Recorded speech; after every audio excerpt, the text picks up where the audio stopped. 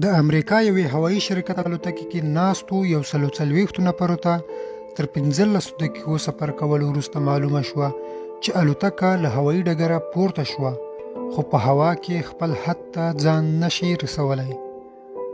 څنګه چې دوی ته د الوتکې دا ستونزه معلومه شوه، په همدې وخت کې د الوتکې پیلوټ هم ناستو 140 نفرو ته د بیړني او خطرناک حالت خبرتیا ورکړه.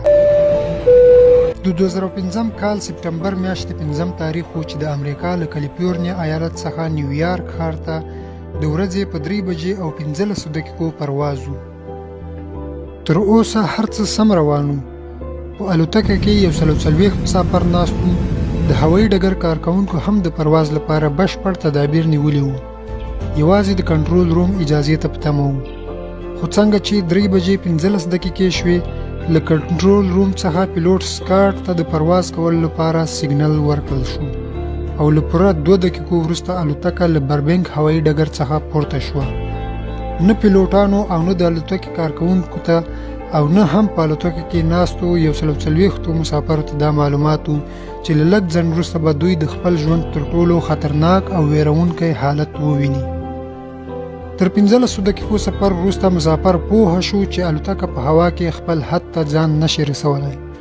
هممهاله پیلوټ سکاټ هم مسافرو ته یوازې دا خبرداری ورکړ چې موږ په الوتکه کې تخنیکي ستونزه لرو. له دې خبرداري سره ټول مسافر له یرې ورخطا شول.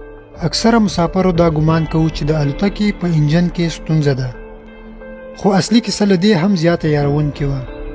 تر نیم ساعت پرواز وروسته هم الوتکه له کالیفورنیا څخه نه وه تېره. پیلوټ یو ځل بیا مسافرو ته خبرداری ورکړ چې موږ ته د الوتکې ښکته کېدو له مخې ټایرونو څخه د وارنینګ سیګنل راکول کېږي. ټایرونه چې په واسطه یې الوتکه هم الوت کوي او هم پرې ښکته کېږي.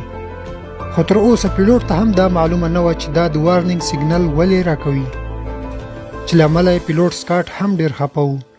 د ستونزې پیدا کولو لپاره پیلوټ الوتکه د لانګ بیچ ایرپورټ په خوا تاو کړه. د لانګ بیچ ایرپورټ کنټرول ټاور کیمرو په واسطه د الوتکې د مخې ټایرونه ولیدل چې 90 درجې تاو شوي وو. دا خو معلومه وه چې یا به الوتکه د ښکته کېدو پر مهال ټکر کوي او یا به حالت بیړنی کوي. له دې سره پیلوټ ته له کنټرول روم څخه یو بل بد خبر هم ورکړل شي. په کنټرول روم کې عامو خبریالانو د الوتکې څخه ویډیو ریکارډ کړه او په ژوندۍ بڼه د امریکا په نیوز چینلونو باندې خپره کړه.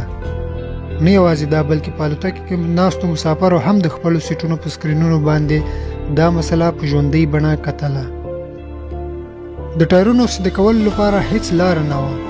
تر اوسه د الوتکې په هوا کې 50 دقیقې پوره وې.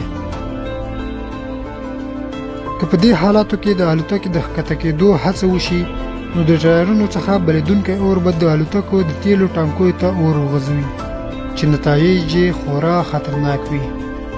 په حیرانتیا سره دا مهال په الوتکه کې 14,000 کیلو تیل موجود وو چې که د ښکته کېدو پر مهال په کمه اندازه اور هم الوتکه په بشپړه توګه چاودولی شي.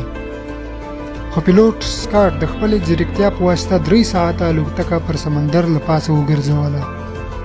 دا مهال په الوتکه کې یوازې د نیم ساعت نور ګرځېدو تیل پاتې شول. پیلوټ پر لاس انجلیس ایرپورټ د بیړنۍ ناستې پرېکړه وکړه، ځکه دا وخت دوی ته تر ټولو نږدې همدا ایرپورټ و. او پیلوټ هم د همدې ایرپورټ په کنټرول ټاور غږ وکړ چې هر رنګ حالاتو لپاره تیار شئ. هممهاله پیلوټ د ناستو مسافرو پر مخ په ژوندۍ بڼه د کتلو تلویزیونونه بند کړل چې په الوتکه کې خورا زیاته ویره خپره شوه. د ایرپورټ کارکوونکو د الوتکې ژغورلو لپاره د اور مړ کولو وسایل او امبولانسونه تیار کړي وو چې له کنټرول ټاور ورته امر د ښکته کېدو وشو. له امر سره پر ټولو مسافرو په بیړني حالت کې د ناستې وویل شول. پر دې حالت کې ناستی خورا ژغورونکی تمامیږي چې بریس پوزیشن هم ورته ویل کېږي. الوتکه پر ځمکه د ښکته کېدو پر مهال کې وه چې پیلوټ پر ډیر مهارت سره لومړی د الوتکې شاتني ټایرونه پر ځمکه ولګول او د الوتکې سرعت یې په کرار کم کړ. آخر هغه وخت راغی چې د الوتکې مخکینی ټایرونه هم له ځمکې سره ولګوي. خو له لګولو سره سم هغه څه وشول چې د کومې یره وه. د الوتکې ټایرونه دومره اور واخیست چې په الوتکه کې ناست مسافرو هم د اور زیات ګرمایش محسوس کړ. خو له لږ ځنډ وروسته چوپتیا خپره شوه او الوتکه ودرېده. دا هغه صحنه وه چې پیلوټ، مسافرو او پوره امریکا چې په ژوندۍ بڼه یې حالات لیدل ایله زړه صبر شي او د سکون ساه یې واخیسته. او یو مسافر یې له الوتکې راکوز کړ. د الوتکې ټایرونه او ریم چې په نیمه کچه د ښویېدو له امله له منځه تللي وو.